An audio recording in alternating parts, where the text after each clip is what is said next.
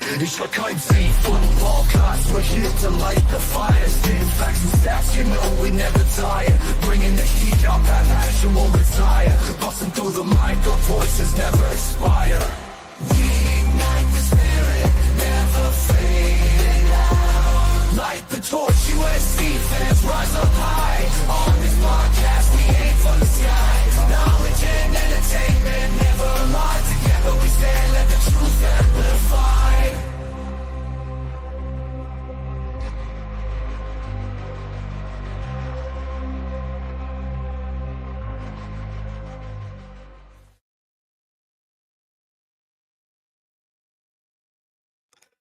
What's going on, Trojan fans?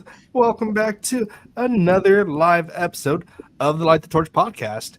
And we got a full cast today, so no one's sick, no one's on husband duty. We're all free today, so it's great to have everyone back. So to my right, we got Mr. B. Jones. How's it going, B. Jones? Right on. All right, and then we got to the bottom right corner, we got Gunz Atterbury. Views from the stands. Follow his YouTube channel, follow our Twitch channel that he runs, and hopefully soon in the near future, we will have Brandon Lockhart on there challenging our man Gunz, and hopefully he doesn't embarrass us. So yeah, how's it going, Gunz? Doing good, guys. Fight on. All right, and then we got the man who runs the streets in Los Angeles. You don't want to cross him. We got Mr. Raul Flores. How's it going, Raul? Fight on, fellas. Fight on. All right, so Going good. Going great. We got a good show today. We're going to be talking about what's been pretty much all the talking heads actually have been covering about this past week, and they're all just trying to get onto that little hype train just to say that they talked about it right now. But we've been saying it for the longest time. But right now, USC is pushing for the #1 class, so we're going to be talking about that. And then we do have some recruiting updates with Gunz. And we are going to go over some depth charts today. We're going to be talking about the D-line position, and we're going to be breaking it down, and we're going to go through all that stuff. But first off, we're going to talk about, can USC push for the #1 class and why we think it's different this year. So let's go ahead and start off. B. Jones or Gunz, do you have like the rankings and everything? Yeah, I can pull it up real quick. So I mean, from 247, we're definitely the #1 class. Rivals. Oregon is right below us at 2. Texas A&M at 3. Yeah, this is correct. So don't be shocked when I say this. Kansas is 4, which is interesting. Penn State's 5, Tennessee 6, Illinois 7, Notre Dame 8, Arkansas 9, LSU 10.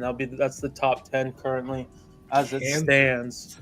I was definitely surprised by that, but the Kansas one. But yeah, so, and that's pretty much the same thing with Rivals. Rivals were #1 as well. The only one that's not is one. It has us at 2 still, and I think the main factor of that is Andrew Williams. He is not ranked by ESPN, and 1 factors ESPN, 247, Rivals, and kind of does an algorithm. So yeah, that's kind of the factor there. That's very interesting. Yeah.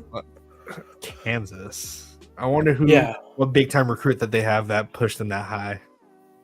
Yeah, they have 13, so I think that's definitely playing a factor. They have only 2 4-stars, 11 3-stars. So I think just the number of recruits compared to the other schools around us is the factor, because other than that, us has 11, Oregon 10, everyone else is around 9, 8. So I think it's just the number of commits that's really factoring into that number right now. Yeah. Well, yeah, I'm just gonna say this though, on 3, get your crap together. And we'll probably talk about this down the line or right now, but like, just because you guys don't know a play, it doesn't mean that the guy doesn't deserve a star or 3. Yeah.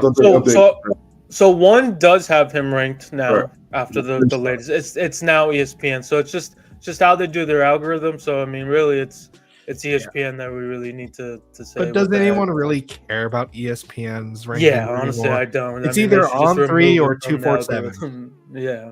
So they can, whatever. Who cares? But yeah, every now and then. But What were you saying, B. Jones? so we can throw rivals in there every now and then, but they're definitely tertiary. But I used to follow Rivals for a little bit, but then, yeah, Rivals used to be one of the main ones back in Yeah. the day. back in the day, yeah. way Who- back. It was Rivals, and who else was it? Was it Scout? 247, I I thought. think it was Scout, right? Yeah, 247. Oh, Scout. Yeah, I do remember Scout. Oh, wow. Yeah, they're not even on here anymore, but like On 3 is probably the newest one out of them all, right? Yeah. Yeah, it's kind of funny how that's probably the most popular one out of them next to, oh my God, They also have no representation out here. So look who it is. Mr. Jordan Kapler. Where have you been, my guy? We'll come back to you later, but real quick, shout outs to Kristen. Thanks for the $2 dono. My guy's keeping the torch lit. It's always lit here. It's always lit, and it's getting even more lit with Chad Bowden holding it down in NIL land.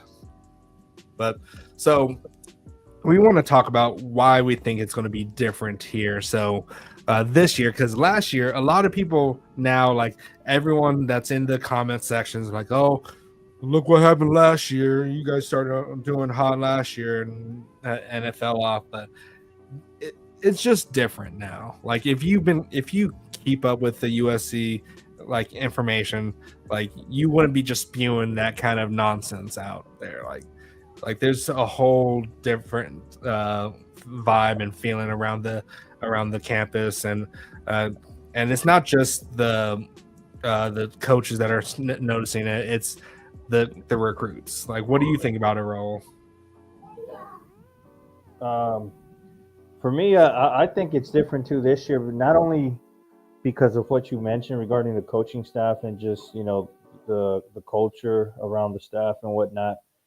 Definitely plays a role on why we're seeing a lot of these commits. But last year, if you want to compare last year, the top 2 recruits from Georgia or that we got early, they committed during their visit, right? These commits didn't happen during their visit. This was a few days after or a week after junior day. I don't know the exact number, but it wasn't like at the heat of the moment and I'm gonna just commit at this exact moment. So that's one of the biggest difference, and 2, the majority of these kids are from California, and it's easier for us to keep California kids committed than out-of-state kids. Yeah, exactly. Yeah, what are your thoughts, B. Jones?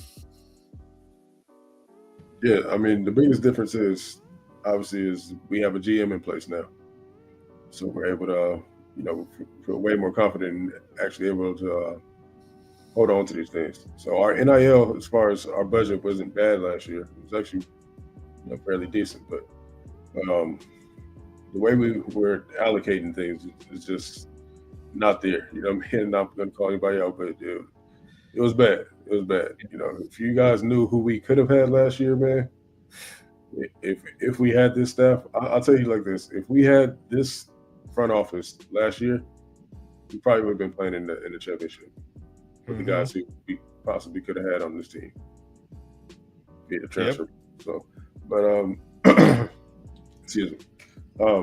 Yeah, I mean, obviously the strategy has changed too, right? Like Raul mentioned, we're recruiting local guys. It's way more easier to hang on to somebody who's right in your backyard. And they're not hearing all the negativity of USC about USC from haters in the South who's never been here. Haters never been here a day in their life, and telling the kids that USC is not even in Los Angeles, stuff like that, man. So yeah, there's a big difference, man. And there's it's night and day from this year and last year. So we're seeing the other fan bases starting to shake in their boots, man. The ones that know. They know that, oh shoot, USC is actually back. It's actually happening. So you see them crying and worrying about us for no reason. Yeah, they're trying to cope. Yeah. Like they're going through like the what is it called? Like they're putting together some coping mechanisms by trying to call us down, but they know what's going on. But yeah, Gunz, what are your thoughts? Yeah, pretty much echo the same stuff that Raul and B Jones have said. Just from the strategy of getting the local kids in first, it makes a lot more sense, right? Get them locked in, and then you can throughout the season get some of these out of state kids and try to get them to come as well. So more structured. You could definitely tell that as well, top to bottom. There's a plan in place. I'm sure what I'm looking for, but basically, Bowden and his team have it very structured, understand who they want to get, and they attack it, right? There's no waiting around or whatnot, right? Let's get these kids locked in, and then move on to the other guys. So yeah, definitely night and day. It's a 360 flip, and yeah, just excited of what could happen with more kids. Yeah, so what, like 2 or 3 of our commits already said they're gonna shut it down completely too, right? Yep, that's correct. Yeah, That's correct. and like I feel like with our NIL situation and whoever was dealing with the NIL and the discussions, I feel like now that we have the front office that we have right now, people are not being stretched too thin. Like if it was Lincoln Riley, he's not having to deal with NIL discussions and other things like that. If it was Dave Emmerich, he has one primary role now. Like we have a whole team. Like it's not just one person; it's a team of people that are going through all this. Like, what's his name? Yeah, like it's just we have multiple people going through all this, and no one's being like stretched too thin. So Chad has his own team. He has his right hand man Dre, and then he also has Zaire. He has I can't remember the guy from Wisconsin, but it's just like we have Max, a whole yeah. team that's just attacking this, and it's not just a high school. Like Max, he's going to be in charge of the transfer portal, right? I think that's what they were saying that or was that who was that guy that we just got that is a legacy player? Logan Snead. Yeah, he's going to be the transfer portal guy, I think. Oh yeah, I think scouting. Yeah, so Yeah, portal. But yeah, Max is kind of known for the portal as well. So I can definitely see them kind of tag teaming. And that's the good thing though. It's just like we have a whole team that's responsible for this rather than just one person. So, what were you going to say, Raul? And the staff, if you guys want, I can do the tampering. Throw my name out there. Yeah, like just like what Oregon probably does. So yeah, I don't know what they do, but forget them. Enough about them. Yeah, and it also I feel like we're really showing a lot more love to the California kids at this point. Like they are feeling like a priority, and that we've kind of been told that they weren't feeling like that like a couple times from from other parents, and it's good to see that. And like I'm going to consistently say this. Sorry for making that bet with you, Gunz, about the percentage. I'm calling 75% of our kids are going to be from California. So, hey, I'm just saying. Gunz and I said it too. So, yeah, but me and Gunz had the bet, so you weren't part of the bet. You can still send me a chain. Don't worry. Yeah. Well, yeah, I'm not going to talk about that right now. I'm dealing with some BS with that now. So, hey, Joey, I said that I'll sign up to do the tampering for USC if needed. No one's tampering. Yeah, what is the NCAA going to do, huh? They ain't got the balls to do anything. So I'm just some SC fan from Los Angeles. That's all it is. Yeah, what are they going to do? Come after you? Exactly. If Oregon, well, I mean, Oregon's probably afraid enough to come after you, so Uncle Phil will be knocking at your door. The guy will, if he, he's too old already. No disrespect there. The guy just retired already. Just enjoy life. All right.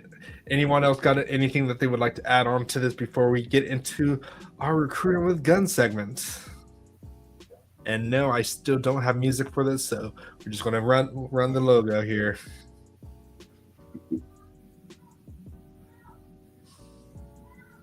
All right. Take it away, Gunz. Yeah, guys. Welcome to Recruiting with Gunz. If you're not aware, we did get 2 commitments the past 5 days. Samote K was committed Sunday. He's now at Santa Margarita, I believe. That's kind of where we're confirming, I guess, or whatnot. He was at J. Sarah down in the San Diego area. And then Jonas Williams, again, he committed on Friday. So, we are the number 1 class other than 1 right now, which puts us at 2. Some more updates and some more potential commitments in the future. Trent Mosley, wide receiver, Santa Margarita. He received a Fong Bong, so he could be our next commitment in the future. Malachi Lee also received a Fong Bong, Hawaii offensive tackle, big time kid out there. So those are 2 big time gets in my opinion. And then lastly, there's some more kind of some rumors, smoke, whatnot you could say. Tom out of Modern Day D lineman. He's currently in the Oregon commit. There's definitely some smoke around that and potentially a flip in the future. Another guy that's got some smoke in an Ohio State commit is Chris Henry Jr., wide receiver out of Modern Day. Pretty much a theme here is CALI kids. So yeah, there's some smoke there, and it's just continuing to intensifying, and we'll see, what happens with that. There was also some stuff around that he kind of took some of his Ohio State stuff down, like his bio or background photo and whatnot. So there's definitely something going on over there.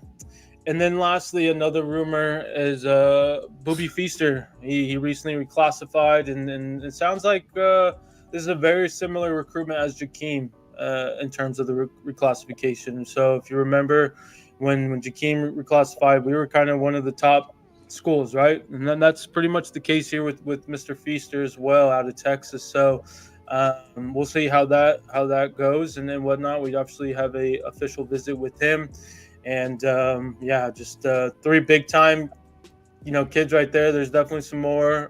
Mark Bowden, another modern day kid. There's some smoke, not as much I would say compared to Chris Henry or Tom, but he's been tweeting, been kind of commenting, the fight on symbols with some of our commitments. So again, I think Chad Savage is gonna do some wonders there. And that's kind of the main pieces we have for recruiting with Gunz. And as always, I'm here for the questions.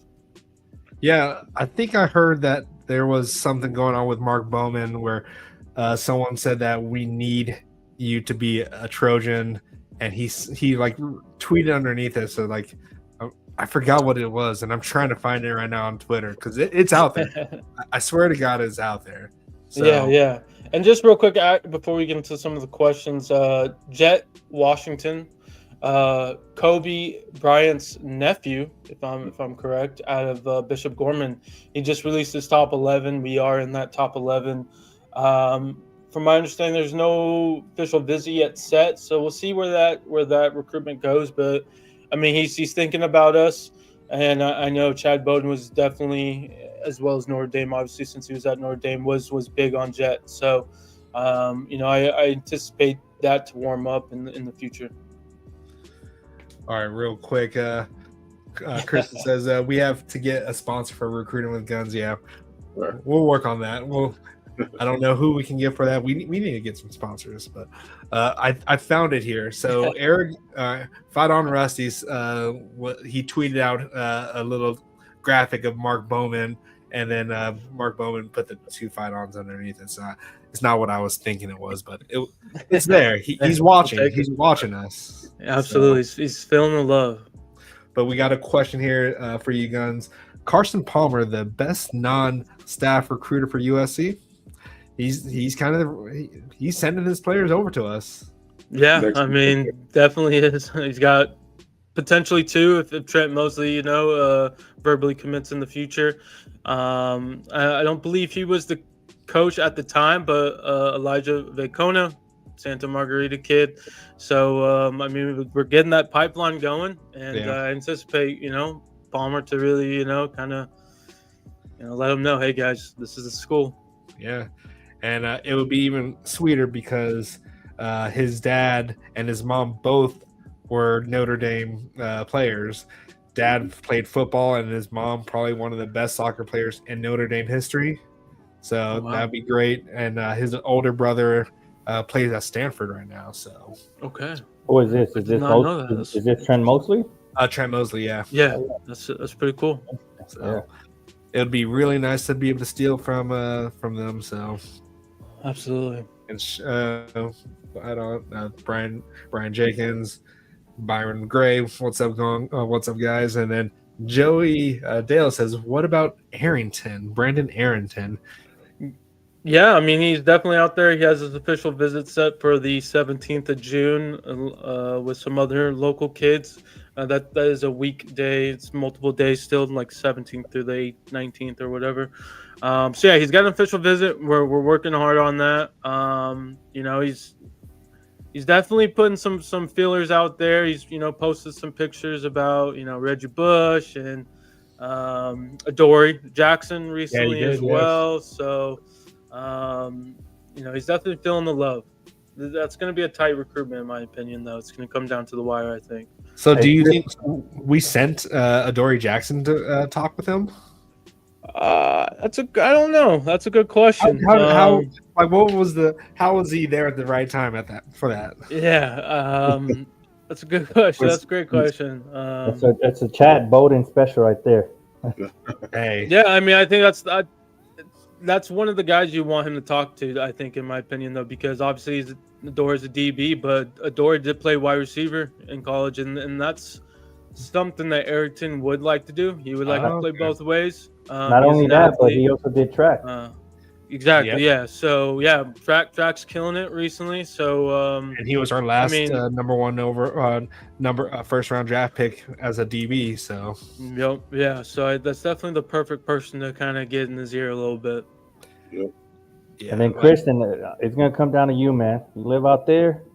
Yeah, we need you We need you out there. We need you out there recruiting, man. Yeah, man. One thing about Mount Miguel High School, that's actually where my career was ended. So I'm not too fond of this. Yeah, I got hit by a car in the parking lot. That was really? Yeah, long story. Who'd you piss off? Man, it wasn't me. It's one of my teammates had some baby mama drama, and I ended up getting hit by a car. Yeah. I'm sorry, I don't mean to laugh at that. But yeah, like recruiting definitely feels a lot different, and I feel like we can legit get any California player at this point. Chad Savage is probably doing his thing as well. So, and Lincoln Riley, this is the first time Lincoln Riley has really come out and said that we're going to prioritize California. Really, like he's kind of skirted around it here and there, but he's come out and just said that we need to lock down California. Absolutely. And do you think we can get back with Cody Green at all? Cody, who? Sorry, the line offensive tackle from out of offensive tackle. Yeah. Green. Sorry. Yeah. Apologies there. I was thinking of someone else. Obviously. Yeah, definitely. We're kicking the tires on that. No official visits set or anything, so I would anticipate. Probably hopefully a spring visit during spring practice and whatnot. Texas is involved with them. Obviously, he's an Oregon commit, but he's definitely just looking around and making sure that Oregon is his school. So they're not. So yeah. Right. Speaking of, so if you guys haven't checked out the interview we did with Brandon Lockhart last week, man, you guys definitely need to go check that out. But he said something a little slick, man, that I don't think a lot of people caught. He basically said something along the lines, I don't remember verbatim, but something along the lines that he's just not impressed by the flash. Yeah. You know what I mean? And I wonder if more recruits are finally starting to feel that way. Yeah, Absolutely. he's not impressed with all like the gifts and the swag that people are offering. Right. But we know who he's talking about. Right. Absolutely. My question is, how many recruits are feeling the same way? I'm finally starting to realize that Oregon is nothing but fool's gold up there, and they have nothing more to offer than money and clothes. Jonas Williams did. Yeah, right, right. So it's starting to feel like, these kids are getting a little smarter, man, not, being blinded by the flashy things. They saw the shine, but then they realized that was crap underneath that shine. Yeah, I mean, also there's this kind of this rumor out there that Oregon has kind of paid some of these coaches out here in the Cali state. So and then if you really kind of dive into it a little bit, I mean, it does seem like Oregon is starting to become more national in terms of recruiting. Like, it doesn't seem like they're too California. Like, obviously they got some California kids and there's some targets out there, but just from that standpoint, with the rumor, and now seeing how they're kind of recruiting right now, it kind of connects the dots. Yeah, I noticed that as well. Yeah. But going to Anthony James's question about Utah. Yeah, I mean, I definitely would love to see us getting into Utah more. I know our main Utah target right now is Isan Tafa, a recently Washington decommit interior lineman. So I think we're one of the front runners there as well, and hopefully we hear some more in the future in terms of Utah kids, because yeah, definitely that state is slowly growing. Really, question here: Do we still claim Osa Messina though? It's a good question. We won his recruitment was the point. So He came here, so. right. Is that the guy that got in trouble, right? With like, Yeah. We will just leave it at that. Exactly, B Jones. We can't hear you, so we know. Yeah. So much. And then Joey said Sam Oot would be a huge get. Yeah, I mean we're definitely rekindling the fire, I guess you could say, on that one. Our old O-line coach wasn't too fond of him, I guess, even though it was interesting that we were getting predictions at the time while he was the O-line coach. So I expect Zach Henson to dominate that recruiting pitch, basically, and I think we'll be a Trojan at the end of the day. we have a few prospects on the O-line. What's the guy from Idaho too? He's pretty big time. Yeah, Kevin Obot. I think that's how you say the last name. Big time kid. He's definitely an option at the tackle, and we have a lot of options right now. We have obviously Malachi Lee that we mentioned, him, Vlad D. We have Cody Green, and I definitely am missing one more, I feel like. But yeah, there's definitely some options out there, especially interior. So we'll see who bites first. Yeah, it's just crazy because, like, we would, under Josh, we probably would not have been in any of these people's top fives. Not all of them. Yeah, no, not all of them. Definitely not. Which makes me just that much more pissed off about it. So how many scholarships do we have to offer this year for this class? There's no limit. Is there a limit now? I thought they got rid of the limit. Don't know, but if I don't think it's official yet because they're waiting for the House, I think the Senate or whatever to get approved. But I think it would go up to 105, if I remember correctly. So it basically wipe the walk-ons, essentially. But yeah, that's really it. You know what's crazy? Like the highest rated recruit that he had was probably Elijah Page for us, or when it comes to offense. And if you really think about it, it's kind of amazing he got him to flip. I imagine some other people were probably in the mix as well to help with that decision. Yeah. But just given the fact, right, how Notre Dame was doing with Chad Bowden and whatnot, like that was a pretty big get now if you think about it. But yeah, so it's just night and day with Zach Henson as our offensive line coach. He's aggressive and he's going after these guys, especially the ones that we know we can probably get easily, or at least we should be in the mix for at least. But Absolutely.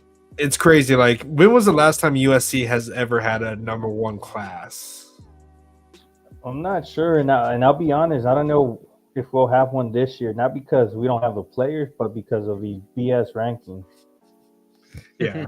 Well, I'm just saying, like, the last time we had a top 5, or the last time, or our highest ranking in the last 10 years was in 2015, and we were number 2 behind Alabama. Yeah, and Pryor brings up a good point. I mean, Henson helped with that recruitment as well with Page, because Deuce and him were teammates out here in Arizona Pinnacle High, so that definitely makes sense now. But the recruiting thing, I don't know if you can find that tweet, but Riordan's dad pretty much called out On3 or whoever it was. Yeah. BS, like. Yeah, Mad Riordan. I can't say his last name, but So he's been going on. Segue to the next topic. Yeah. That's what you tell us. Yeah. Pretty much. Was that the next topic? Who knows? Yeah.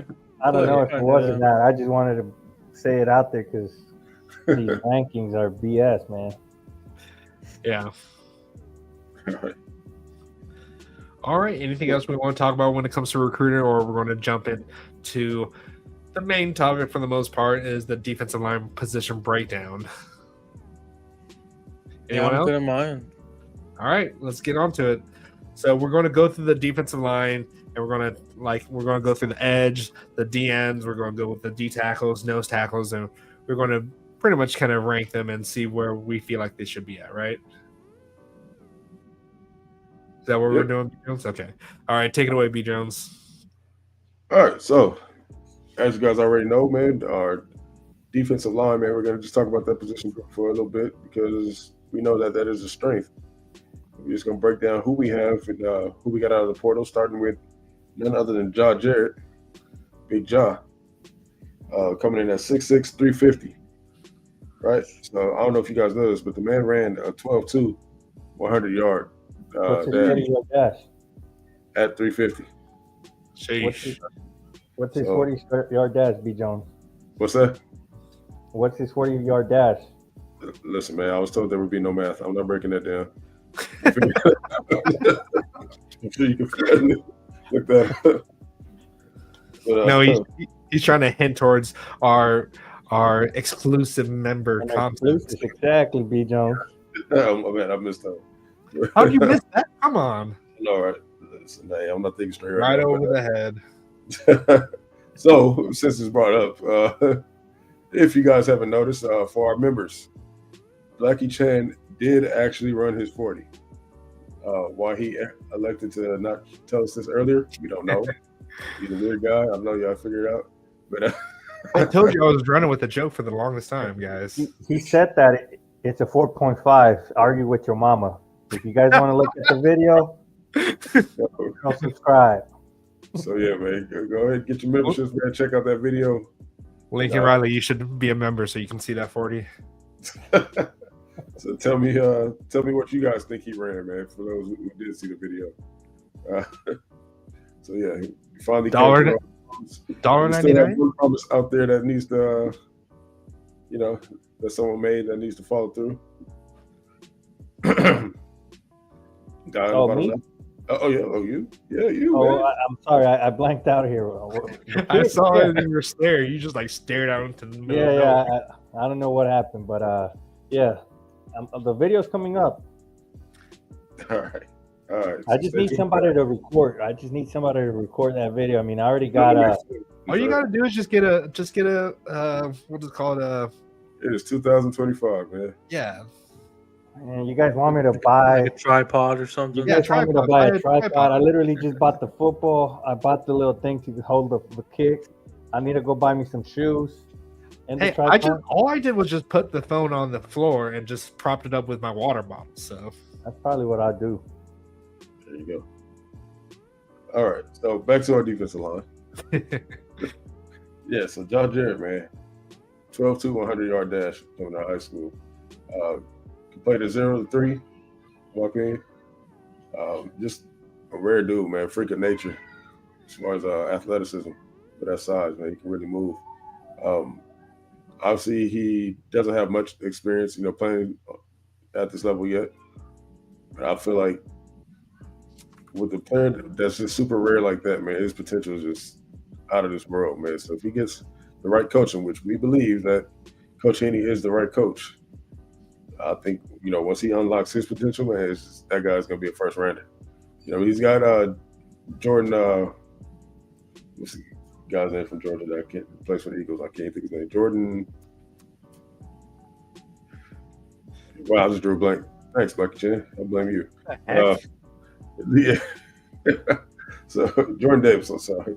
Yeah, he drawing Jordan Davis comparisons, man. So what do you got to think about him? So I'm excited for him. He's definitely going to have. He's the size that we've been needing, and I know he doesn't have the most reps behind it, but he was. What was his star ranking coming out of high school? Like, he was highly coveted, wasn't he? I think he's like a 4-star. 4-star. And yeah, at least a 4-star. Yeah, so, yeah, he's a high 4-star.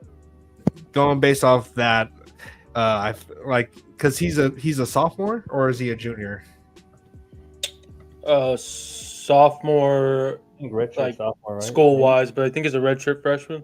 Yeah, and it's been a while. Like he's going to be a true nose tackle for us. We have one already, but it's just like we need that depth in that area. So it's definitely going to be good, and he has all the physical attributes.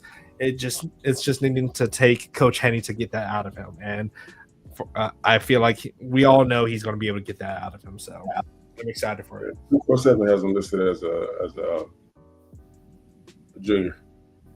Junior. Okay. Yeah. So yeah, right now, the projection is round 4 to 7. But I think in this defense, this game, and with the coaching that we have, I think he can be, maybe 1 to 3, round 1 to 3, for sure. My man, go ahead, guys.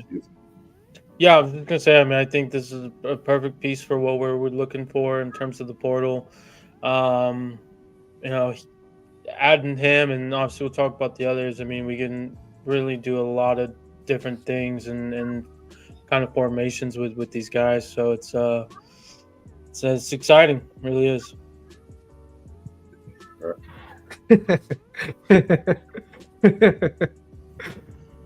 Oh, Tristan, that's funny. We'll get back to it, Christian. All right,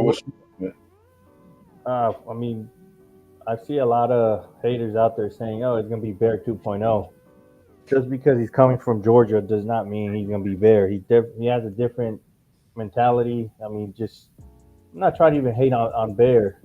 I don't blame him. I blame whoever's but nothing. But yeah, just not hating on Bear. But if you look at Josh Jarrett, he has not transferred from school to school, and it just kind of shows that I think Bear has. Josh Jarrett doesn't have that mentality. He wants to grow, and I think he transferred over here because he knows what Henny's capable of doing. Right. We got a celebrity in the chat. Shout out to Mama Marks. Miss Tamika Marks is here. It's good to see you. Like she's always like, if you're not following her on Twitter, I don't know what you're doing. She's one of USC's biggest supporters, and her son's going to do great things in the NFL. I don't know why they aren't talking about him as much. Like, he's definitely one of the most slept on players in this draft. So it's crazy, but that's actually going to work out better for him in his career. Yeah, he's going to get to a good contribute. Mama Marks, I have a question. You like the hat? Rose starting stuff, man. We worked that out already, Ricardo. We did. I'm just saying because you gave her her hat, right? So yeah, that's my favorite hat. I always wear it now. Yeah. Right. If you guys haven't seen any of the workout videos that USC's been posting, Josh Jarrett looks like a beast. Yeah. Well, when's isn't Woody gonna be on the combine this Saturday? Is it this Saturday? Yep. Yeah, right. Yeah, technically started today with punters and kickers. Eddie was actually there. I believe it was mentioned that he was not invited. I don't know if maybe they just don't include the punters and kickers in that article, but yeah, started today, and big weekend. So He Mama better Mark, get drafted. let tell Woody that on behalf of Light the Torch podcast that we wish him the very best on the combine to go kill it out there and fight on. Absolutely. We all know he's going to kill it out there, but like Eddie Chaplinski better get drafted. Like this, like I don't know how he did not get All American in that. That's just absurd. But I digress. Let's continue with this D-line depth chart. So, boy, the ADD of this cast is remarkable. Hey, we can't ignore Tamika Marks. No, come on, we can't ignore Marks. All right. So, next guy we're going to talk about, man, Keyshawn Silver, another big time transfer that we got. All-star, coming in at 6'4", 336 is what he was listed at last year. I'm sure he's put on some good weight, even better weight this year under Benny Wiley. Those guys are putting the work over there. I mean, this dude got a motor, man. Yes. He's got a motor for a guy that size. He still has, the physical tools are there. There's still some things that, technique-wise that, needs to be worked out. I think he needs to play with his pad level down a little bit. He has a tendency to stand up a little bit early on in his career. But that's very correctable, very easy. And I expect it to be. Man, what do you guys think? No disrespect to Kentucky because they didn't have Coach Henny out there, so he's getting the correct coaching, and he's getting to talk with Aaron Donald too. So like that's the only place that you're going to be able to do that. Talk to Aaron Donald is out at USC. So if you guys haven't seen the pictures of Aaron Donald just stopping by, just out of nowhere, defensive lineman. If you guys really idolize Aaron Donald and want to pick his brain, come to USC because that's the only place that you'll be able to get that. So. But Silver, he has all the traits and we've all been talking about how we want people who have shown it out on the field. He's shown it out there. So it's definitely him next to Jakeem versus next to John Jarrett. It's going to be an insane lineup that we're going to be having on this defensive front. Like we're bigger, stronger, faster, more physical. And now that a lot of our defensive linemen still have had a year under Dantelin's scheme, it's just going to be that more fluid in this defense. So I'm excited. Yeah. So I forgot to mention that he is a senior, so the sense of urgency will be there. You know what I mean? It's his last ride to go ahead and impress the scouts. And, no better to coach to play for than our guy Eric Henderson there. Sure, he's going to be a one and done player for us, but he's going to be a one and done that's hungry, that's going to want to win right away. He's not going to think that this is just 1 year and then like go somewhere else. He's wanting to win right now. Right. So we often say that he's the Derek Harmon of that portal cycle. So we'll see how that plays out. Gunz, you got thoughts? Yeah, I mean, this is another guy you can move around in different spots. Got a lot of experience, but like you mentioned, I mean, there's some things that you can work on, right? So like the potential is so much higher, than what we've seen. So, just excited to get these guys going. All right, bro. You're on mute. Well, what you guys mentioned, he has the potential to be great this year, right? And if he really puts his mind to it and listens to Henny and the staff, I think he could have a really big year for us this year.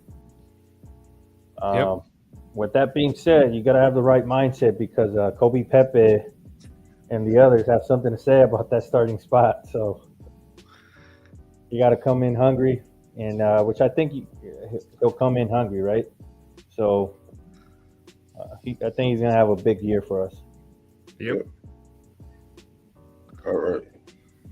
So next up, just the dark side itself, man. G-Day Abasiri. Is that what we're calling him? Dark Side? Well, that's what our guy Zulu calls him, man. So we're gonna rock with it. Okay. Shout out to Zulu, by the way. Yeah, man, 6'5", 290. Now this is last year's weight. Yep. 290. Obviously, weights haven't been released yet, but they're putting in work, so he's probably well over 300 right now. So he showed some flashes for us at times last year. This year, I'm looking for him to be a little more consistent, and I'm sure he is too. He totaled 7 tackles, but still has a whole lot of upside for us, man. I think his freshman debut went pretty well, in my opinion. What you guys think, man, about G-Day? Gunz? Yeah. I think he's going to make a big leap. Going to that freshman, the sophomore year, he's learned a lot. He's really, putting a lot of work in the weight room from what we're seeing. So he's definitely going to be in that he's definitely going to be in the rotation regardless. I think overall we can see at least 11 guys, rotating in, between all 4 positions. So, excited to see. Yeah, we definitely have a good rotation at this defensive tackle, and it's great that Jade came in as a freshman, and we're actually coaching him up. We're developing him, and by the time he leaves USC, he's going to be a top draft pick. I feel like, especially from learning from Coach Henne. And this is one of the first freshmen that, like, it's been a while since we've been developing them from freshmen onward to their senior or junior year until they get to the NFL. So it's great to see Jade and seeing some of his not his highlights, but some of the training film that they've been posting on USC's Twitter. Like, he's looking like a beast right now. So I expect I expect a lot of contribution from him. And I wouldn't be surprised if we see him early up on those depth charts by the end of the spring. Right. Yeah, I mean, that guy does not look like a true freshman last year. Oh, God, no. He does not look like a true freshman. That guy looked, just like he was an upperclassman, in my opinion. So I'm excited what he's going to bring to the table this year. Like you said, he's probably upwards of 300 pounds already this year. So I'm excited about him. Go ahead, sorry. I was done. I was just saying that I'm excited about what he can potentially bring to the table this year. Do you think they're going to do those weight before and after pictures like they did last year? I think so. I think they'll do that for sure, because it'll be a huge difference. I think they made it a point last year because a lot of the fans have been saying that USC was small and all that stuff. So I think they made it a point to do that last year. So we'll see if they do that this year with Benny Wiley and everything. So I hope they do, because those are some insane transformations. Yeah, that was insane for sure. What a good diet and a good workout plan does for you in a few months. Yeah. Nope. Who else we got next, B. Jones? All right. So our guy, friend of the pod, Mr. Carlon Jones. Carlon coming in at 6'2". Last time we checked it, he said it was about 319. I'm sure. Yeah. Yeah, I'm sure he's well over that now. Actual good weight. I mean, last year he was riddled with some soft tissue injuries, which usually comes, when you're carrying that bad weight. I mean, that's just the reality of it. No disrespect to him, but I know he's working hard for sure, and I know he's eager to get out there and improve as well. So, yeah, man. Like I said, as he continues to get in shape, man, his game, he's very explosive, very strong, man. If you watch his high school film, I believe we showed it here on this channel. Yeah, it's very good, especially for a guy that size, man. So huge upside for him nonetheless, man. Give me you guys thoughts on our guy Carlon Jones, man.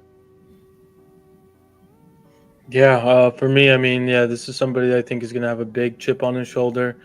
Definitely in my rotation projections, just given the fact of what we can do, I think there's just going to be a lot of versatility. Don't be surprised if we see a D tackle maybe at an end spot, in a certain situation or whatnot. But just for Carlon again, I mean, yeah, huge chip on his shoulder. He's definitely wants to prove himself, prove to the coaches why they recruited him and why he's very talented. So excited to see it. Yeah, and if I remember correctly, he was super excited about Coach Henny too, right? If I'm not mistaken. So I think he's going to buy in to whatever Coach Henny's telling him and comes with that right mindset. The sky's the limit for him. He's got all the tools, physical tools and potential to, be a great deep tackle for us. Yep, as long as he's fully healthy, I expect a huge jump from him. He's going to get into the appropriate shape that the coaches are wanting him to be in, and it's just that second year is always going to be that make it or break it kind of year, and I think he's going to rise to the occasion, and he's going to show a lot of he's going to make a lot of improvements, and it's going to really show based off what Coach Henny does, and Coach Henny's definitely going to show why he's one of the best defensive line coaches in the nation. Right. Great. All right, next man up, man. Kobe Pepe, Long Beach representative. He's my guy. I give Raul, I'll let Raul have him. He did shot him out when nobody else would, man. Raul called it. Raul called that Pepe was going to have a good year, and he did, man. So he was very solid for us. 19 tackles, 1 deflection.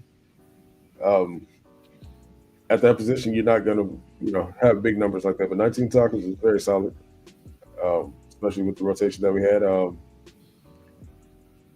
I expect him to improve off that this year. And now he has a little more help. You see him oftentimes last year get a little winded and have to come out the game, man. But we're gonna keep fresh bodies in there, keep him in there. When he gets in there, he'll have a fresh body, be able to make a play. So, you guys give me thoughts on Kobe. Raul, you can go first. No, I'm expecting a big year from him again this year. Like I mentioned, I thought he's gonna play with a chip on his shoulder. Same thing this year. He's gonna try to prove a lot of haters wrong, or people that counted him out already. Just prove him wrong. He's going to play with a chip on his shoulders and, even have a better year this year. Second year under Coach Henny and the staff. I'm expecting big things from him as well. Yeah, you said it. Second year under Coach Henny, he knows the scheme. He knows what he needs to do, and the fact that he has some more backup, and I think people are already automatically expecting Josh Jarrett and Jakeem and Silver to just step right in there now, because Kobe, he definitely showed that he has a drive, and he was being underutilized under the previous scheme, and the fact that this was like his first full, real year of actually getting some playing time, and he rose to the occasion. I'm definitely proud of what he was able to put up, and he's going to be a seasoned vet for this team, and I think he could be a leader. Yeah, to me, he's the ultimate run stuffer. I think he can easily take on, 2-3 guys. So, he's going to have a chip on his shoulder, I think, like a lot of these guys. Just excited to see what he can do in year 2 under Henny. Absolutely. Shout out to our guy, Polly Walnuts, man. We got another celebrity in the chat. He's the epitome of what SC football is about. Development, hard work, and that's why he has a great chance of playing at the next level. So proud of him. Absolutely, man. That's everything that I have to agree with everything you just said, Paulie. Yeah. All right. Next guy for me is one of the biggest X factors on this D line for me, and that's Mr. Devin Tompkins. Mm-hmm. 6'5", 285. I heard he's in the 290s now, if not 300. So, arguably, probably the most versatile player on our defensive line, man. At 24 tackles last season, 1 sack, 3 swats. Yeah, man. Devin Tompkins is a guy I have my eye on big time this year. I think it's going to be a breakout for him. And I think he's going to play himself into the NFL this year, which is pretty crazy considering that he's not even that experienced. He was fresh off a basketball court. Came in here, redshirted, did what he had to do, and now he's balling. If you're watching that LSU game, man, he was letting guys have it. Yeah, he's definitely like he started to get a lot more playing time towards the end, and he was starting to find his rhythm, and the coaches really started to see that. So that's why he was getting all that extra playing time, and the fact that he is still fairly raw, and that basically he's being molded by Coach Henny. Like he has a blank sheet with him. Basically, just gets to do whatever, teach him how he needs to be taught. It's great, and like I was really surprised that he started to show up towards the end. I thought a lot of the other ones were going to really kind of to start to show up, but he definitely started to take over that starting position towards the end. So I expect another big jump from him. Yeah, another versatile guy. I expect mostly to play on the end this year, but definitely he's can go inside probably with like pass rush opportunities and whatnot. So yeah, just somebody that was very intrigued going into last season with Henny, and so year 2 is just gonna keep going up. Bro, Just kind of excited about him this year too, and see what he can accomplish this year. He finished the season strong, and kind of going into that second year, I do expect him to take a bigger leap this year. Overall, he might not have the same amount of playing time as last year because of how deep our D line is this year. So, but when he does get his opportunity, I do expect him to have a create havoc out there for the offense. Right. So I did skip a guy, so I'm going to backtrack a little bit here, but I was working inside out. But Ratu. Ratmana Bulabalavu. 6'3", 295. I'm sure he's bigger than that now. Listen, this kid finished high school with 60.5 sacks. Recorded 99 tackles, including 20 for loss, 19 sacks, 20 hurries, 2 PBUs, 2 forced fumbles, and an interception. Sheesh. Now, I will say that wasn't necessarily against the best competition out here in California, but if he can make that adjustment, if he can catch up to the speed and the physicality of this game at this level, he's going to be a problem. Mm-hmm. So the question for him is just how quickly that can happen. CFB25 thinks that he's going to be great too. I don't know if y'all run in Dynasty, but that dude's a beast for me in my Dynasty, along with Elijah Newby. But what do you guys think, man? Give me your thoughts on Ratu. Well, like Washington fans were pretty upset that we stole him away from them. So, and they always have a sneaky good defensive line for them. So it's good that we got him, and I hope that I hope he adapts to the speed of the game, and I hope they give him some chances early on, because we have a soft schedule at the very beginning, or we kind of have a soft schedule altogether, but very early on, I think we should be able to get some playing time from him and see what we're getting from him.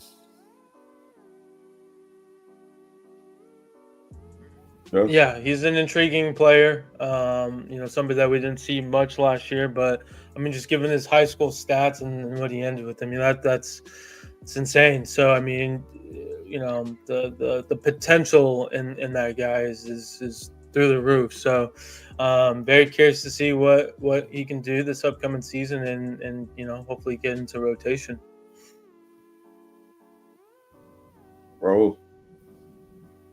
Yeah, just kind of what you guys mentioned, not to sound too repetitive, and so we can keep going, but has a ton of potential, and they're kind of what I've mentioned with the other guys. They have all the potential. They just have to come with the right mindset, and if they can do that, I think he has all the potential to, make an impact as well. All right, B Jones left us again. Oh, I'm here. Sorry. I didn't think y'all wanted me to sneeze on camera, but moving forward, man, we are now moving into the outside, our edges and our areas. that's crazy that we're just now getting to the outsides, because that just shows how much we have on the defensive line now. Right, all those guys are there, all inside, and that was the biggest problem for us last year. We didn't have that kind of depth. So just this alone, what I mean, it just gets me excited, man. So give it up, man. All right. Everyone's coming out tonight. We got all the celebrities in here tonight, man. All right. So this guy, I mentioned earlier about an X Factor. This guy is another X Factor for me, man. And that is Mr. Anthony Lucas. Oh, okay. All right. 6'5", 275. He had 16 tackles in the bat down for us last year. At times, man, he just looked dominant, especially in the run game. Yeah. Right? So, he's, as versatile as Devin Tompkins to me. So, yeah, man, I think that he will also have a breakout season, man. This guy, you watch that LSU game. I mean, he was he was taking people out, man. He put some dudes out. He was a bully. I'm telling you, he was bullying bullies out there. So yeah. He was a 5-star right out of high school too. 5-star out of high school at Texas A&M when he committed. So unfortunately, his season got cut short for us last year due to a knee injury that was on a BS rushing the passer call. If you guys don't remember, the worst call I ever seen in my life. Yep, that was against Wisconsin, right? Well, actually, I've seen quite a few horrible calls last year that can run for that. But yeah, it was horrible. I was on Drew Eller, I think, like he landed and. Oh, was that against Penn State? Something stupid. Was it? I think so. I think it was. It might be Penn State or Wisconsin, one of those two for sure. Yeah. Now, it sucks because he was one of our best pass rushers next to Eric Gentry. Like, it just sucks that his season got cut short, and I think it really could have easily gotten better from there. And he definitely showed really early on that he was going to be a dominant pass rusher for us, and that's what we were looking for him the year before that. But now this is going to be his second year with Danton. I'm expecting him. I hope he takes over for being our best pass rusher next to Eric Gentry, because that's his specialty. That's what we need him to be doing, and I have full confidence that he can do it. I don't even know if I can say that that's his specialty. Well, not saying that it's not, but I'm saying he played so well in the run last year too. Yeah, I the passing is specialty. I'm really excited for him next year. Yep. Yeah, big year for him. Yeah, I'd agree. I mean, I think he was definitely a big guy for the run. Once he got down, I think we kind of saw that. We were definitely giving up some bigger plays on the run game, but yeah, potential's there, ceiling's there. He's got to put it all together. Obviously, stay healthy as well, but he's definitely going to be one of the top guys at the end spots. Absolutely. All right, bro. Just to add on to what you guys said, he has all the tools to be great. He showed it last year, and if he can stay healthy, I do expect him to do the same this year, and then just even be better, just because he's going to have the help from the entire D line this year, not just having a bully hit side of the ball. So I think he's going to be great for us this year too. All right. Next man up, none other than the Alabama Slammer himself, by way of Atlanta, Mr. Cam Fountain, 6'6", 275, gave us 19 tackles and 2 sacks last year. And really only played half the season. So it's pretty incredible, man. Yeah, so I think he's looking to take advantage of having a larger role this upcoming season, and I think he has a real opportunity to lock down one of those edge spots this year. Guys, give me your thoughts on Cam. Yeah, I think sky's the limit for this kid. I mean, going into the second year, you're really going to see a big jump. Really seems like from some of the videos that we're seeing in the weight room, I mean, he's just he wants it. Like, it just seems like he's really wants that moment and wants to take it. So yeah, always been a huge supporter of him. Obviously, a lot of us are, and yeah. Overall, I'm gonna say this: he has all the potential to be a star. I heard that being in your 270s in LA, it's not a bad thing.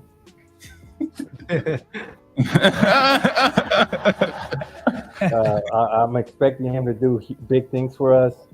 He showed his flashes last year, and with a full year now under Henny, going on his second year, the offseason, I think he's gonna be even. I don't know. I think he's gonna be the breakout for our D line this year. all right. Yeah, the second half of the season, it was really him and Sam Green that really showed up, and it sounds like Sam Green's not here anymore. But Cam Fountain really started to show out, and especially in that bowl game against Texas A&M. So I expect him to build off that momentum, and it just sucks because I don't know. I can't really gauge who's going to be the starter because we just have so much depth on that edge. It's scary that we have so much depth, and the next guy that we're going to be talking about is just can also have that be a starter as well. But it's a good problem to have. Absolutely. Yeah, his mom was pretty cool too. I don't know if you guys met her. Yeah, she aight. No, Mama Casey is one of the biggest Trojan supporters and like the number one fan, of course, for Cam, and she's great. If you're not following her on Twitter, I don't know what you're doing. Yeah, she brings the energy. Her and Mama Marks and just the rest of the other moms out there supporting their kids. You know? All right. Next man. Braylon Shelby, 6'5", 265. Came in with 28 tackles last year, 3 sacks, and 1 swat. I mean, the guy still has all the size and speed in the world. You know, and all the potential in the world. Would like for him to be a little more consistent. You know, he shows flashes as well. Last year, but I think this is the year that he puts it all together. So it wouldn't surprise me if he had a breakout year this season too. What do you guys think about Braylon Shelby? Yeah, I agree. I think he has all the potential as well. Like it's just crazy because like I feel like all of these guys could start. And that's a good problem to have because, you know, last year we were like, oh, we probably don't have that much depth. And this year it's just the complete opposite. So the guy has all the potential to do it. He's also a very physical in terms of just, you know, the way he plays, and he has all the physical tools there to be a great. Yeah, absolutely. I mean, I think he's somebody that's looking for take the opportunity as well in that moment. You know, he's squatting like 600 pounds or close to, if not. And from it what was we're 600. seeing. So, it was 600, and it was easy. It's pretty crazy. So, yeah, just somebody that can definitely, if he can put it all together, I mean, sky's the limit. And yeah, I can't wait to see what he can do. Yeah, we were expecting a lot from him last year, and it was kind of a mixed bag when it came to Braylon Shelby last year. But he's another, of course, like we said, it's another season with Danton Lynn. He understands the defense better, and I think I feel like it was kind of hard for him to continuously get momentum because we were kind of doing a lot of substituting, and there was it sucked because sometimes he wasn't getting into a rhythm. But I expect him this year to really find his rhythm and find what works for him this year. So it just sucks because we have him, Cam Fountain, Anthony Lucas. It's going to be a battle in the spring for the starting position. And you guys are forgetting other players that we haven't brought up yet. Yeah, I know. Assuming you guys are going to bring them on right now. Yeah, it's crazy how much depth we have. Yeah, so we'll go into those other people. All right. Well, this is my last guy. So you said there's somebody I'm missing. Actually, it's not my last guy because I do have another guy that people haven't thrown in. But 3 people. Oh yeah, 3. Yeah, Gus. We're not talking about the freshman right now. Well, let's talk about Gus since we're. Well, if we're going to be talking about freshmen, then how are we not talking about Thanos? Well, yeah, that's what I'm saying. I thought we were going to bring him up later. Yeah, so Gus and Thanos, let's talk about it. Come on.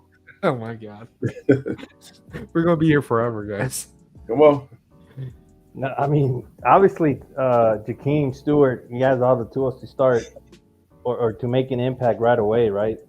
With his potential. Yeah. And then Gus Cordova, a super underrated recruit too. That I don't know if he'll be able to make an impact this year, but just all the depth that we have, it's super exciting to see, man. And we still got Newbie too. And he's not a freshman, but yeah, don't forget about Floyd Picard as well. Yep. That's why I thought we were just talking about what we had last year. Because we still have the freshmen to go through. Right. So, but yeah, Big Floyd coming in. I mean, that's what we don't have much protection as far as those guys. So, Big Floyd coming in. I expect him to make a big push too. He could see some early playing time. Yeah, I think we should just talk about what we have right now that we've seen from. Okay, well, that brings me to my next guy then. Or my last guy, I should say. Elijah Newby. I don't know if you guys noticed, but Mark Hogan kind of put out something that kind of read like a depth chart. Yep. As you see, that he's now listed as a DN, Elijah Newby. I mentioned it a few times on this podcast, man. Elijah Newby is the guy that just jumps off the screen for me. Remember you guys came down, we went to the spring game last year. And I'm like, dang, who's this kid flying all around, 26? Look at the program, Elijah Newby, man. That dude flies around. So now he's going to be flying off the edge. He's going to be our speed guy coming off that edge. And I don't know how other teams are going to stop this kid. So, he's listed at 6'3", 220. I'm sure he's put on some more, if you've seen any pictures of him lately, he's definitely put on some more pounds. So maybe pushing closer to 230, 240 now. But yeah, man, I really like this kid. I'm not gonna lie to you. He's probably the most versatile player on our defense. You stick him at linebacker, you probably even put him at nickel. You know what I mean? With that speed and athleticism that he has. Or bring him off the edge, man. So yeah, give me your thoughts on Newby. Yeah, I mean, for me, I'm definitely intrigued about this one, given kind of what we're hearing and seeing with him being moved to the end spot. I kind of originally envisioned him kind of in a way being the Gentry role, especially on the pass rush downs and stuff like that. So maybe that's what they're looking to do, is get him more comfortable on the end and just go. But I mean, he's got a quick first step. He's very fast and got a big motor. So just intrigued to see how he can kind of fit in the rotation. Yeah, I was kind of looking forward to him being at the linebacker position. So it's interesting, like we've been saying, that Mark said that he is going to be an end kind of player, but that's what a lot of people were saying about him coming out of high school, that he's a versatile player. So you can put him anywhere. He's a game changer. He's going to make plays. So I trust that Danton Lynn's going to put him in the correct spot. I would not have been able to trust Alex Grinch to do that. So Danton Lynn knows what he's doing, and Sean New is going to do what needs to be done. So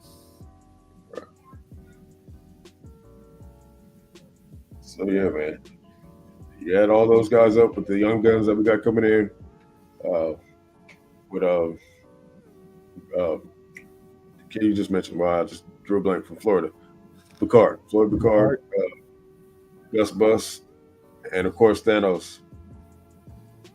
I don't see how. Yeah, listen. This is definitely the position of strength. This D-line room is definitely our strongest position. Depth. Right. And who's that kid? I think is he still with us? Cash. What's his name? Cash Jacobson. Cash Amos or? Oh, Cash Amos. Yeah, he's on the depth chart.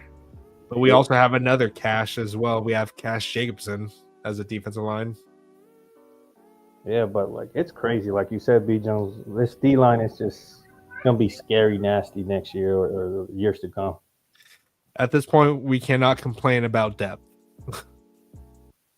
Yeah, not when it comes to this room. I mean, I wouldn't be surprised if we see a lot of 5-man fronts. Just the way this D line is in the interior. I mean, you could do a lot of things. You know, you could put just throwing names out there, but you know, Ja, Keyshawn, Kobe, Jakeem, you know, Lucas, Cameron. I mean, like just the options and the versatility you can do. It's I'm sure the Lynn and Henny and New are foaming at the mouth right now probably. Who's Anthony James talking about? Is he talking about Ramana Bulabalavu? Yeah, I think it's talking about the kid Ratu, that had the 60 sacks or whatever, right? Or Ratumana Bulabalavu. Ramana Bulabalavu. We just call him Ratu, man. Or Mana. Yeah, or Mana. But the dude is a baller. He has potential for sure. Yeah. So this is the fun part. It's the fun part for all of us. Chat is it fun though? Go ahead and give me your projected starters. Why would you consider this fun? Yeah, I mean, I'll start first here. Right. I'll get out of the way. So, just starters or too deep? Just to confirm. Starters. Just starters. Okay. Starters. Just want to make sure. Perfect. So yeah, I have Anthony Lucas at the end. I got Keyshawn Silver. I mean, I'll just put nose tackle for right now. Jal Jarrett at D tackle, and Cameron Fountain at the other defensive end spot. So you're putting Ja Jarrett at nose tackle instead of? Yeah, you can flip him. Yeah, but I was just kind of using Mark's baseline to kind of tell me. But yeah. All right, so I'm gonna go with, damn it, Kristen, Lucas, Ja, or Lucas at edge or DN, whatever you want to call it, and then Ja at nose tackle, Silver D tackle, and I'm gonna give it to Fountain as he's gonna take the starting, but expect a lot of rotation. Expect Shelby to be in there. So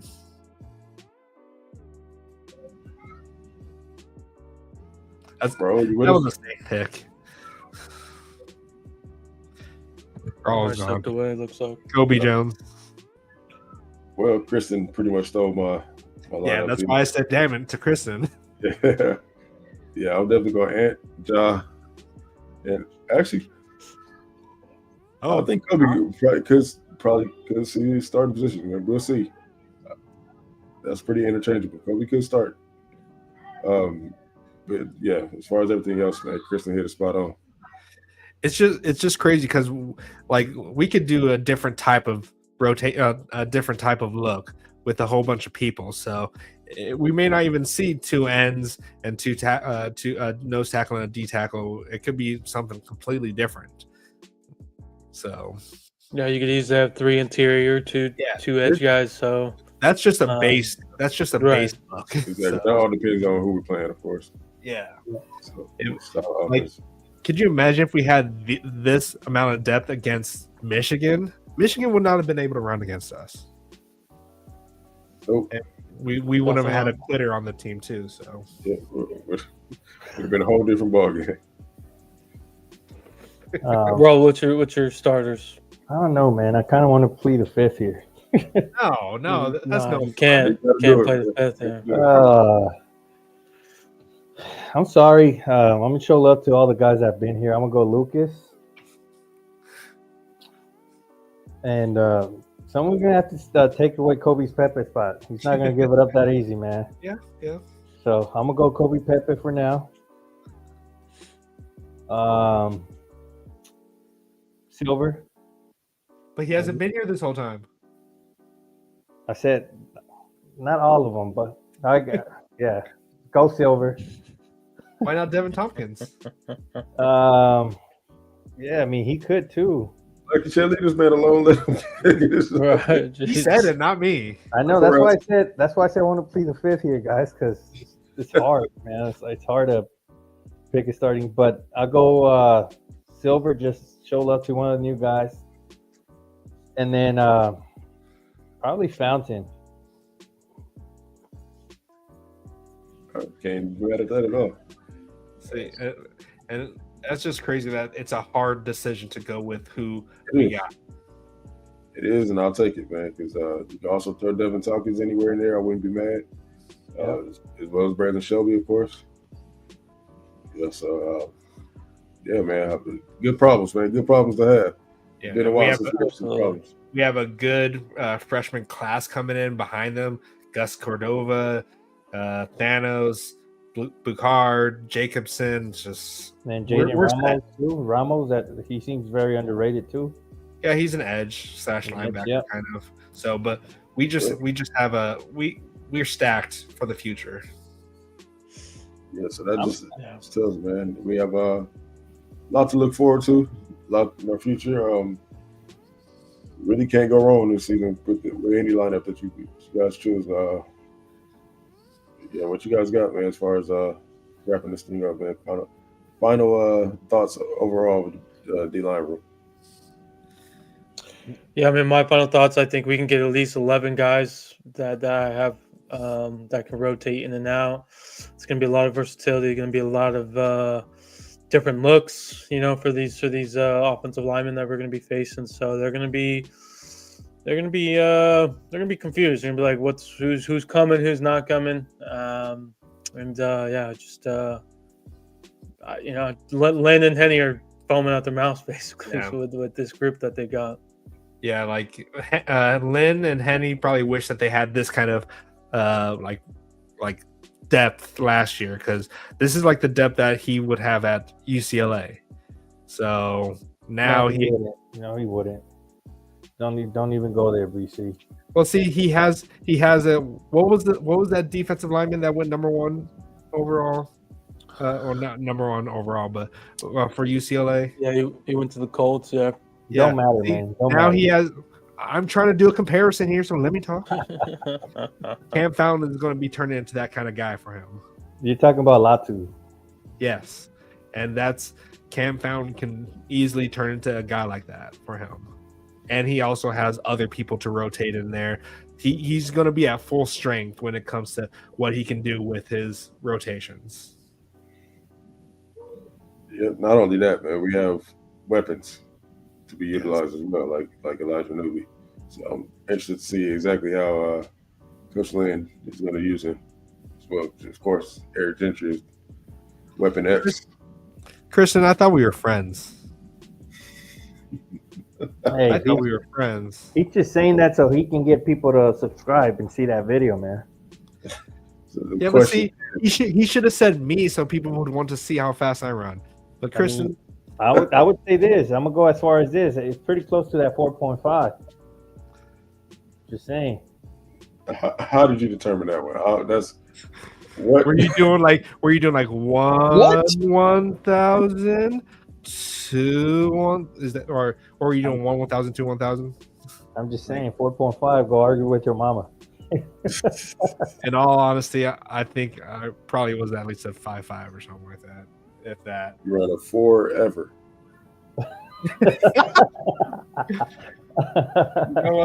You know what? You're muted. I want to kick you out for that one. Dick. But final thoughts on the D-line. Man, it's going to be scary this year, guys. It's going to be a fun season, I think. Like Gunz alluded to, Henny and Deanton Lynn are going to have fun this year because they finally have some of their guys, and it's going to be a scary sight for a lot of these offensive line and just the offense period. I got one more thing to say to Kristen. So you corrected me on how to say your name, and now I'm going to go back to saying your name wrong. Now after that, you're back to being Christian for me. I've been saying Kristen. Now you hurt me. That one cut deep. Rich Eisen. All right, BC, you want to wrap it up? Yep. Yeah. Unless anyone else wants to post their, I don't care. But yeah, field goal video coming up from on my end, so I'm gonna attempt a 30-yarder, fellas. So we'll see how that. No, goes. you were trying so hard to get me to show my 40. Now you have to go to the 45. I'm gonna try. I said if that one goes well, I'm gonna go to 40, and if that goes well, I'm gonna do 45. And then if that goes well, I'll do 50, and then I'm gonna call Lincoln Riley. I think I might have eligibility left. Well, get me in there. You got to DM Dennis too. I don't even know if he's around, man. Yeah, he's around. He hasn't signed anywhere yet. So go ahead and hit that like button, subscribe to the channel, turn on the notification bell so you don't miss the next time that we go live or the next time that we upload a video for Cal Southern. And hopefully, if you're a member, you can be seen on there. And hopefully, Gunz uses you properly and doesn't make you transfer. So, you have that. Talking about Gunz, you have that live stream set up yet or not yet? Yeah, nothing set yet. We're in the works still to play B-Lock, so we'll see. Maybe tomorrow. You know, that's been proposed. We're trying to finalize the time, so it's a possibility it will be in a later date. We'll keep you updated.